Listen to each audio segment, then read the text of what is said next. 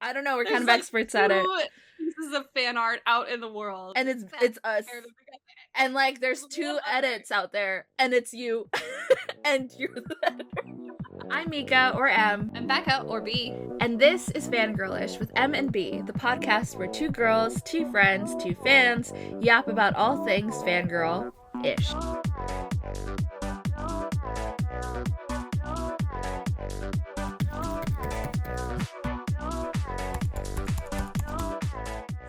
Last week, we introduced what our experiences in fandom have been in terms of more so the pieces of media that we've engaged with and sort of ways that we've individually participated in fandom, our interests, basically. This week, we'll be diving more into the community aspect. Specifically, what did fandom feel like for us back in the day? The things that hurt us, that healed us all along the way. Yeah, so like last week, we'll go ahead and sort of kick us off with a little warm-up activity. Something that we really love and loved in fandom that we feel has changed is this idea of the crack ship. If you know what that is, you're old like us. The crack ship is basically 2 characters who may not be from the same media, who may be from completely different types of media, that people ship together for no other reason than they can. And so the idea of this game, which we're calling To the High Seas, is that in this game we're going to toss out 2 random characters and see if we can make their crack ship work. So we have 5 minutes. We're going to time ourselves. We're going to have 5 minutes to spin for the worlds that they're in, to choose our characters, and to create a story in which we think we could make this ship possible and plausible and make sense and make it even exciting. So we have 5 minutes to sail the ship. Whenever you're ready, we can start. Okay, so we are going to be spinning for our fandoms first. So I'm going to spin for the characters that I'm gonna pick from the fandom that I'm picking from, which is romantic comedy. So I have to pick a character from a romantic comedy. I'm spinning now for yours. You will be picking a character from a fantasy genre. Media. All right. Let me think. Oh, okay, I've got one. I've got one as well. Shall I share mine? Share yours. I will be picking Jack Callahan from While You Were Sleeping. This is going to be very interesting. Okay, I am choosing Prince Caspian from Narnia. So we are going to be shipping Jack and Caspian. Let's go. Okay, so the next thing that we are going to be spinning is what is our setting? So we're going to go with canon character A's world, canon character B's world, or an AU. So I'm spinning at the moment. We'll see just where we land. Okay, we're going to be in an alternate universe, so AU. And now we're spinning for the subcategories of that. So just give me a second. Just gotta put them in. We love AUs, by the way. If you read fanfics, you are probably well-versed. What do you know? We spun romantic comedy. Oh, great. Okay, so now we're gonna spin tropes. So we're basically gonna pick 2 or 3. Okay. Let me just grab them all. How much time do we have? 3 minutes and 10 seconds. Okay.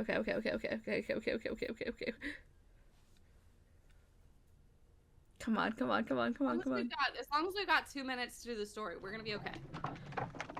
I've got mythology/mythical beings for one of them.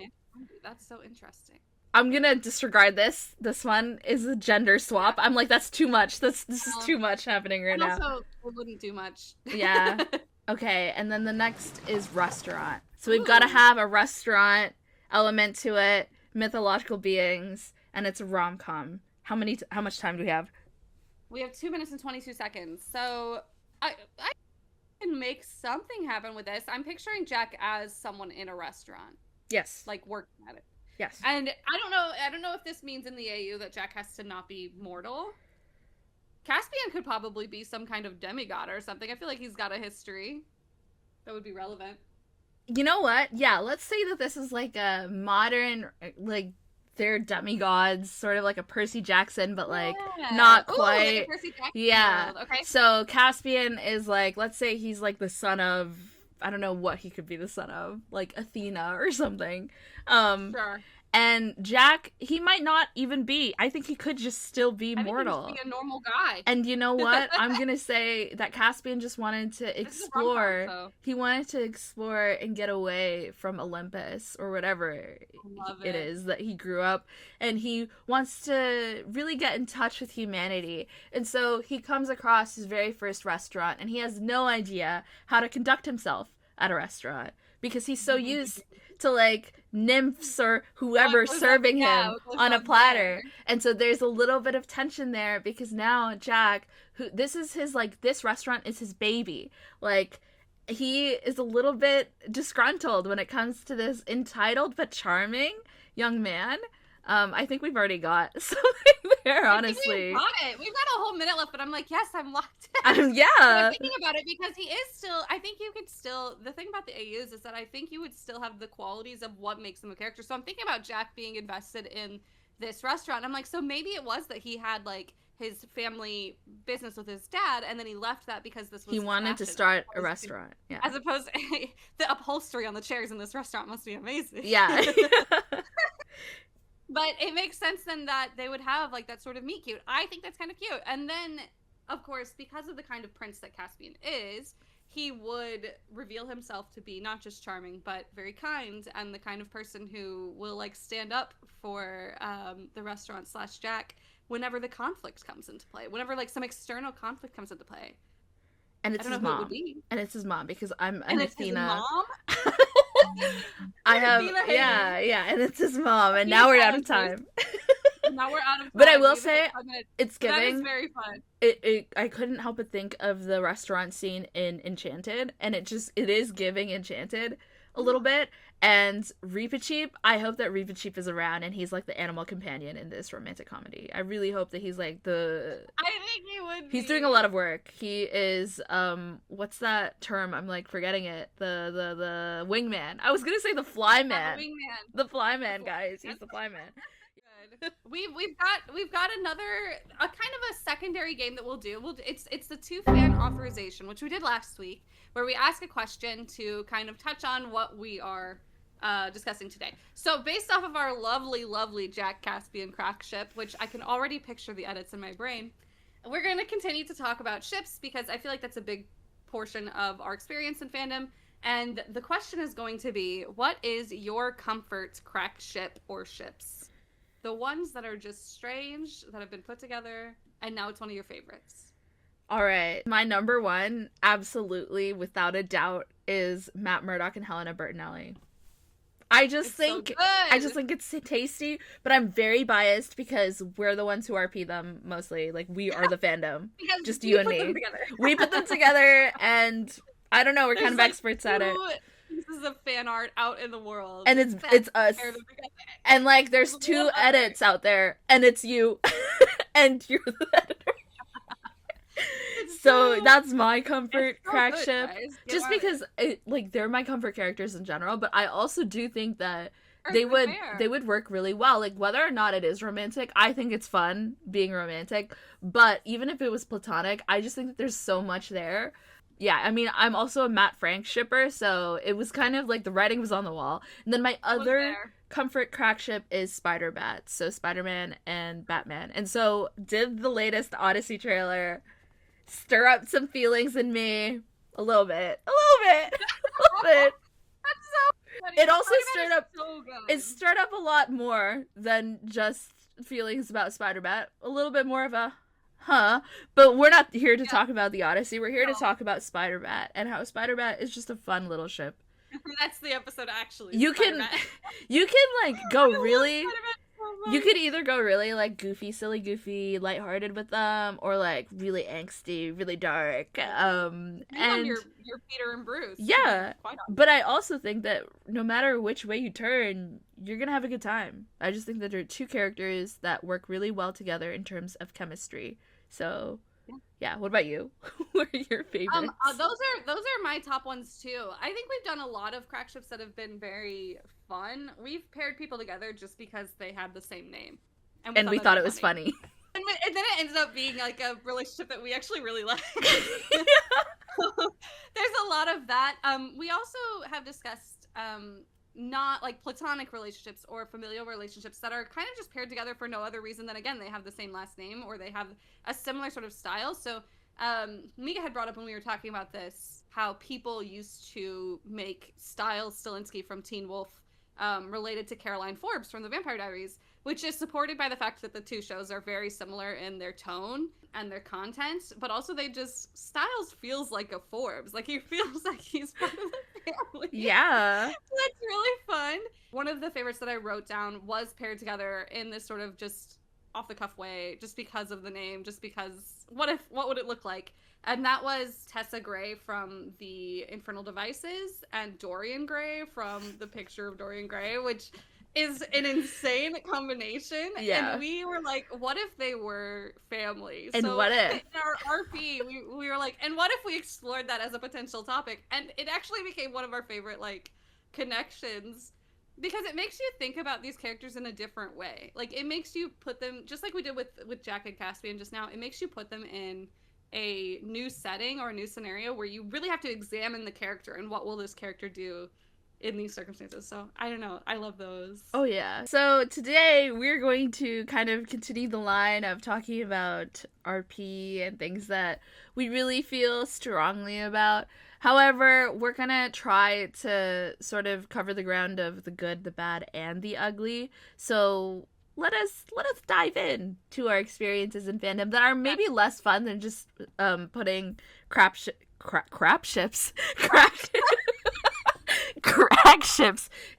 Did you mean some canon ship? Anyway. Yeah, pretty much. So we're going to be diving into something that maybe is not as fun as crack shipping. Let's start off with the ugly. So things that hurt us in fandom. Do you want to go first? No. So I've been trying to reflect on what has really haunted me, and listen, I've got some insecurities, and I've got some writing insecurities, which is hard because I am in fact a writer, and every writer has insecurities, but a lot of them do stem from roleplay and from connections that I would have with people through roleplay. Sometimes it would be like just feeling like your character was being ignored, which seemed to reflect on you. Like, okay, maybe they don't like me. Like, what's that about? Yeah. There's definitely some elements of that. Gaia is big hub for that. Ooh, yeah. I will say one of the ones that stood out to me, and I will not say her name, but I was on a Skype call with someone who I had been role-playing with, and during the call, she laughed about something, and I kind of asked her, like, what she was laughing about. I was just curious. And she admitted that she was laughing about me to another friend that was in this little role-playing group that we had, because they were making fun of my role-playing style and the character that not even the character that I was going to roleplay with them, but like other characters that I had roleplayed. They were making fun of that and making fun of me, and she like continued to do that on the call. Like, I just started crying. Of course, And, like, yeah. So for me, there was quite a bit, and this is especially on Gaia, but there was quite a bit of judgment that made me feel really insecure and really anxious about being out of character, which, like, sometimes when you write in those scenarios, the characters do get a little out of character, or maybe it's just been a while since you've engaged with the source material, so they lose a bit of the connections that they had. And that is definitely a reason to be like, hey, by the way, I don't think your character would actually do that. Mm-hmm. But the making fun of and then the judgment was like detrimental. Of course, yeah. That like hurt me to the point where like it was hard for me to engage in fandom as a writer for a while, and that's probably part of why I don't really do fanfics either, because I don't really want the judgment. I'm like, at this point, I'm happy to be writing in trusted relationships more than with random people, but also I don't have time to roleplay with random people. So that's I think the biggest one for me was like that event, but there's others that are very similar to that were all kind of sandwiched together. Mm-hmm. But that one stood out a lot. Oh, I hate that. I hate whenever I hear that. I'm like, grr. Yeah, it's just like what goes on in someone's head to do that in general, but more so like doing it to your face is crazy. Like, it's already a lack of integrity to do that anyways, but to do that to your face, like not necessarily to your face, but like over a call directly, is a huge amount of audacity, and not a great person to have in a fandom in general.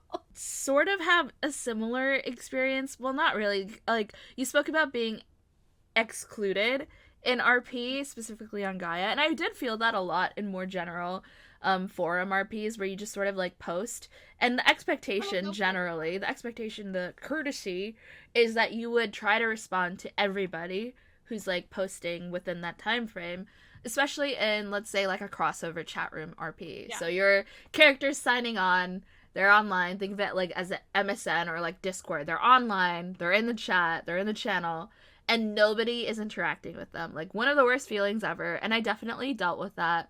Not a lot, but often enough that it was kind of like, do I just suck? Bear in mind, I was, again, quite young. I was quite young when I joined Gaia, but I also think that my writing wasn't even that, it wasn't as bad as some other people's writing. So, I don't know, for whatever reason, a lot of it had to do with aesthetics, because on Gaia forum RPs, specifically the crossover chat rooms, there's a lot of social expectation for you to like have coded it to the nine so that it looks like, honestly, more like a graphic than a text RP, in my opinion. I have a lot of strong opinions about Gaia Online and the aesthetic expectations that come from the community. But as a like middle schooler, it was very hard to try to be learning on the fly, like how to code, and then also not have any kind of grace given to me, because then it was like, it was almost, I could tell that people weren't responding to me because they didn't like my layout or like my format, or they didn't like the graphic that I chose, which I don't think is necessarily fair, because we're all here to just RP in terms of the text. And so if it was like, well, it's just not immersive enough, it's just a little bit like, so use your imagination. So use your imagination then. But then I had a specific group that before I was in on crossover like chat room RPs, I was in like the semi-lit. So semi-lit is like semi-literate, meaning like not huge long paragraphs, but like you're not writing just like one-liners either. So it's kind of somewhere in the middle, a little bit like 2 to 4 paragraphs. So I was deep in those RP communities, and there was one group that I was like really attached to the story of, and I really liked RPing with them, but I think they all knew that I was the youngest, and so they would purposefully exclude me and like do sort of like bullying behavior with me as well. It felt very isolating. There was only one person who kind of like would stick up for me in those situations, but then like at the same time she was still sort of like engaging with the other group. Like, she was, I think, the oldest. So she was the oldest, so I think she kind of felt the need to protect me as the youngest in the group. But at the same time, she was still like quite close and like very friendly with the teenagers who were like not being as kind to me. I don't actually remember most of the details because it was so hurtful. All I remember is feeling like so hurt and like really insecure, I think is like a great word for it. I felt very insecure about myself and about being in a group RP situation, but not a great time for me overall. Just like another example of how sometimes fandom is, I hate using the word toxic. I feel like we as a society have overused it and it's kind of lost its meaning, but it's not the healthiest, or like it can be hostile, I think is a better word for that. It's a very hostile space because you get a lot of teenagers. You get a lot of teenagers who are also struggling with their own insecurities, and so there's a lot of projection and not a lot of accountability or grace for other people because you're kind of being really hard on yourself. Yeah. I think adults too, it depends. Some adults navigate fandom spaces very well, especially shared fandom spaces where you are sharing it with teens. But some adults they just don't want to grow up. They're still living a bully high school life. Yeah. And they act like that through their 20s too. And I think we see a lot of that online in general. Fandom or not. When you get into those smaller groups, which you'll see maybe on Discord now than you would on like a Gaia chat or whatever, like people get stuck in behaving a certain way. Yes. And sometimes the way is not very good.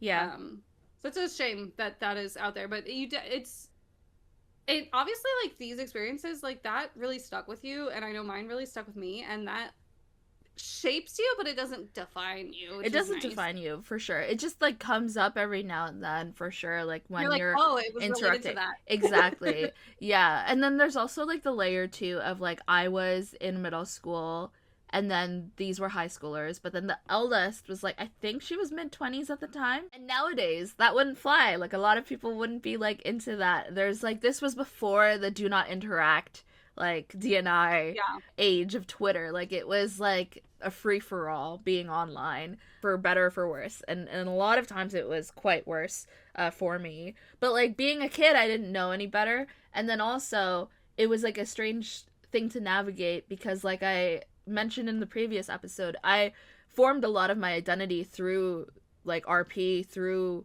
these spaces. Mm-hmm.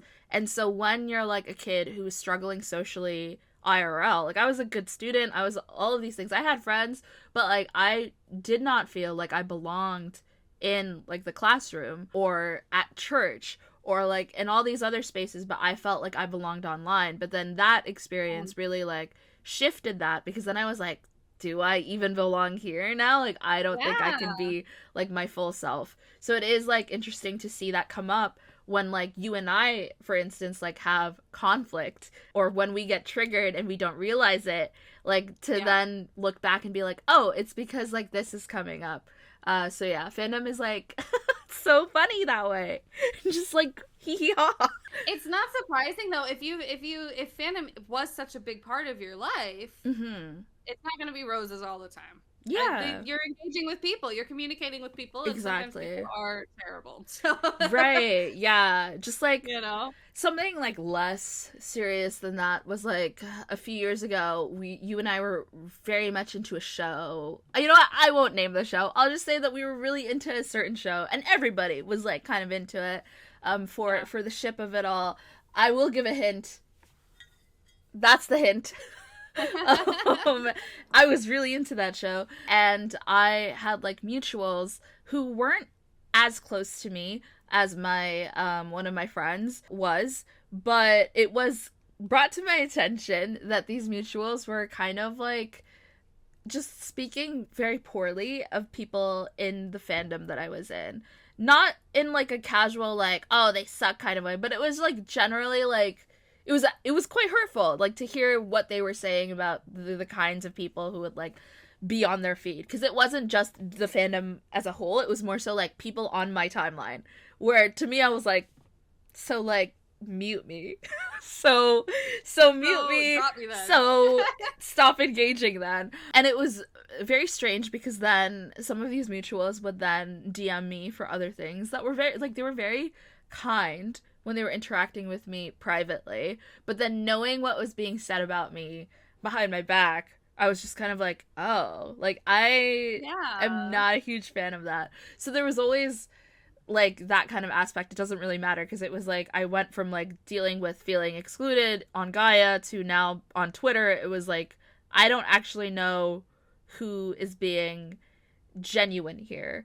And at the time Right. I was like in my early 20s. Like now that I'm like pushing 30, I really don't interact with people with as much naivete and also Yeah. like as much trust, which like is safer, but it's also sadder to me because like Yeah. it's just an indicator of how much of a cesspool Twitter can be. But also in general, because you can see this on Instagram too, people are just so full of vitriol now. It's just a very different energy than it feels like it could have been or used to be back in the day. Yeah. Yeah. And so I don't want to just talk about things that are like a bummer.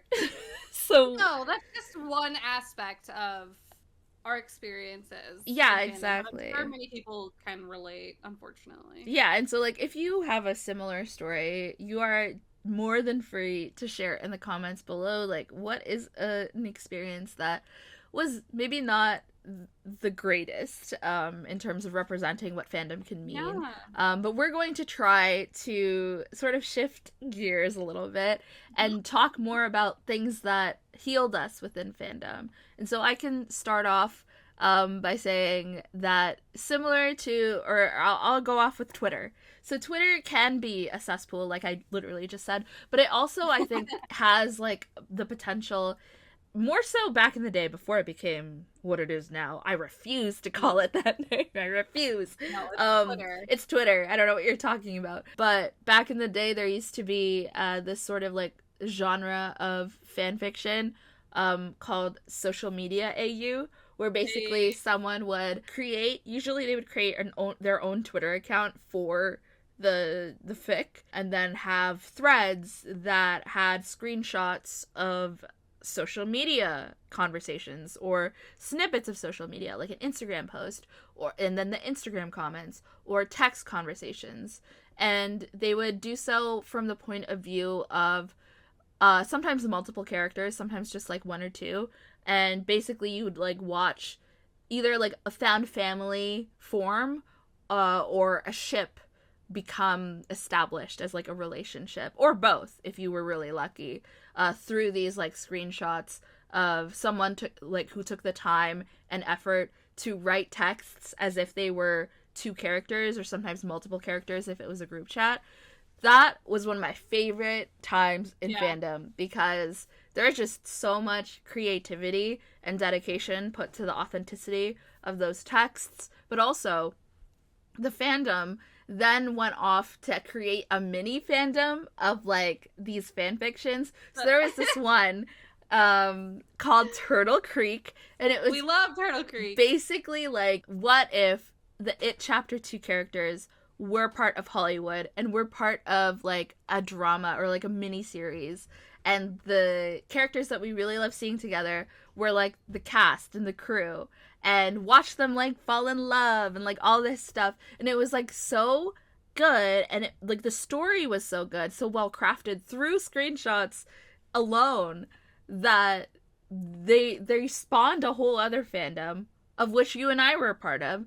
And I created like a trailer for the show that they were all on. I made like playlists, so did you. And like they did numbers. They did numbers. The playlist, the trailer, they did numbers. The fandom, like within the fandom, got big. That like, because if you know anything about It Chapter 2, it ends with like a bury your gaze situation, where, you know, one of the characters dies, and so you're not really left with the potential of what could have been with the ship. And so that AU, that social media AU, was kind of a way for everyone to collectively imagine what could it look like if these two characters could get their happy ending in a different world. And it was just so cool. And that was just one of like the most fun times in fandom, in my experience. And then I also got to meet online one of my favorite mutuals through the social media AU. Yeah. I think I was just thinking that we've met a few people on there, like mutuals that you could keep, and at least one of them has been like very engaging on Twitter. I'm not for me though, because I left Twitter a while back. Hey, I'm back.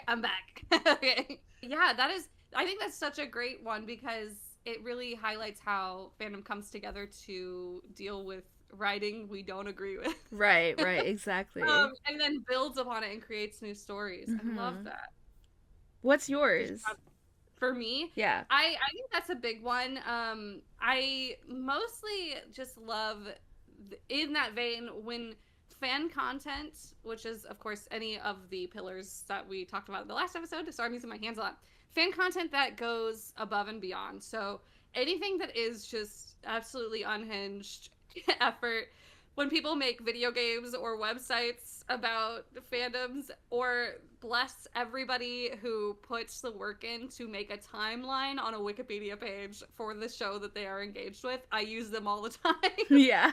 And where you don't have the answers, I'm trying to find the answers. I think that is such a fun aspect of fandom, and shows just how people are so dedicated to this particular world and these characters, and that it means something to them to have engaged with this piece of art. So stuff like Turtle Creek or these social media AUs are just like that. It's like taking this concept of fan fiction, but then doing something different with it, doing something a little more complicated, honestly. It involves a lot of editing graphics. It involves sort of storyboarding in a different way, and timing and engaging with the community like very quickly with your posts. And I've seen that kind of stuff with other forms of media too.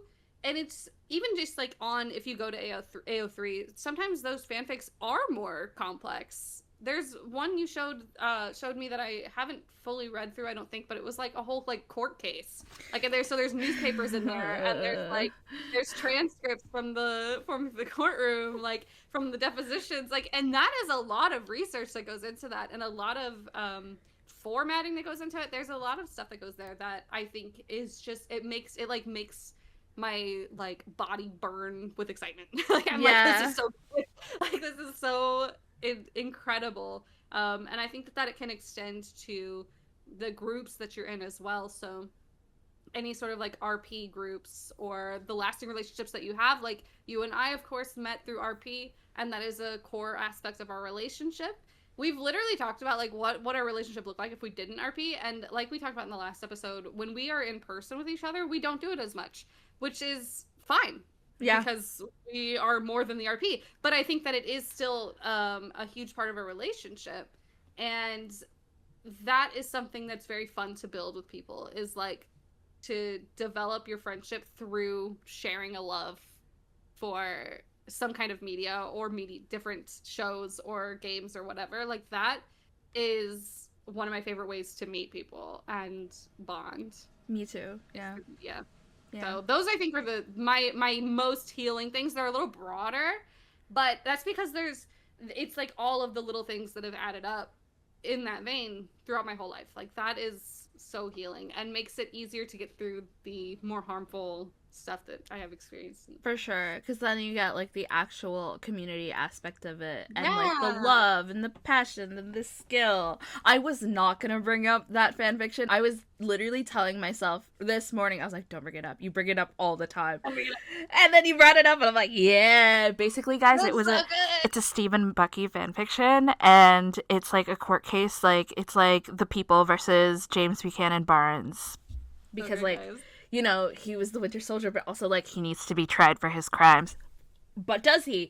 And it's so good. Like, the amount of, research that goes into it. And I could tell that this person, like, knows what they're talking about. And then, it was, like, the newspaper clippings, but also the transcripts. But then also, you'd get, like, the broader world reacting to it. Like, they would have, like, Twitter, like, excerpts in it.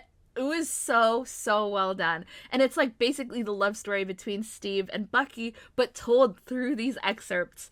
And you still feel it. Like, you still feel like the progression through being like such an outsider. Like, it was so well done. And that's like truly one of my favorite parts of being in fandom, is seeing somebody who like can take something from the real world, or take something that they're an expert in, and then infuse like fandom with it. Like one of my other favorite fan fiction authors, she I think is like a pre-med student, and she like, I love it when you can tell that somebody knows what they're talking about in STEM when you're reading a fan fiction and it's like a hospital AU or a med student AU, and like I feel like I'm being so immersed in the world. Yes. And it's like someone took the time and effort to do that. And then one of my favorite things too is looking at author's notes in fanfiction, because when they're like apologizing for like the most, like they're like, sorry, like my family and I, we were escaping a volcano, or like something, like it's like something completely valid to like not be posting. And like, you know, it does kind of show that some people in fandom get so entitled, and so there's like a negative aspect of it. But also I do love like hearing in general from an author in the author's notes like what's going on in their life, when they're like, oh, like I'll be posting next week, guys, sorry, I have like something to do with Thanksgiving with my family, or like just like snippets of like who they are outside of their fanfiction. I always find that so fun and so cool, and so that is definitely healing, even though it is like broader, like you said. But I think it's just so pervasive, which is a good thing, that we see that all the time. And then, of course, being able to meet like your friends through RP and sharing a love for a ship and things like that. There's like so many different connections that you can make through fandom, which is the most beautiful part of it. Basically, we just wanted to glimpse at some of our fan experiences. Obviously, some like we have quite a bit of overlap with some of our negative ones, and a pretty broad understanding of our positive ones. But I think that that's just part of how it is. In my opinion, the good outweighs the bad. I do think that the good from my nostalgic memory of the past stands out a little more than good now. But also, I'm just not as into fandom anymore, depending on what it is. So, you know, that's just how it is. But we will have plenty more to share in future episodes. We could go on forever and ever and ever. Like, for example, Mika's discussion, not Mika's discussion, Mika's meeting a certain actor at a certain fan convention. Yeah, so, okay, so, like, okay, right, guys. So, we talked about things that hurt us, that healed us, but we didn't talk about the things that haunt us. And that haunts me every day. Every day I wake up and I have a lot of Eddie Munson, not as much on my walls, but I used to, and that would haunt me too. And for a while I had to take the man down because I was like, I can't look at you because I have been humiliated. So like we can talk about like fandom experiences that have humiliated you, because there's plenty, including the time that I broke down around and before Joseph Quinn. God bless him. And you know what? I know he doesn't think about that, because I know that he met like other fans who were also like sobbing and losing their mind. But I like that was the humiliating part for me. I will say this: it was humiliating for me not because I cried in front of him, but because I wanted so badly not to be a fan that cried in front of him, because I wanted to be a fan that was chill, that was cool, you know, like we're not too parasocial. The reason why I cried, spoiler alert, was because the people who worked at that convention were freaking mean, okay? They were mean, and they made me have a panic attack because they were mean and cruel. And it wasn't about you, Joseph. So if you're watching, Joseph, it wasn't about you. Thanks, guys. So sorry for that, though. Like, that is truly a haunting experience. It is worse than the experiences that hurt us. Yeah, infinitely worse. Infinitely worse. Forget about bullying. We could do a whole episode on that specific story, and I think it would be well worth the watch. Yeah, honestly, we'll do a deep dive. We'll do a deep dive into Mika's We'll bring Joseph on. We'll bring Joseph on for that episode. We'll be like, hey, let's hear from you. What was your perspective on the situation? Yeah, he remembers for sure. So that is our experiences. We will share more in future episodes, of course. If you guys hate hearing it, though, let us know. But at this point, we mostly want to hear from you, too, like what your favorite fandom experiences were or what healed or hurt you. We can trauma bond in the comments below. You know that me and Mika, we've got your backs. So feel free to share. And until then, see you next week and stay fangirlish. Bye!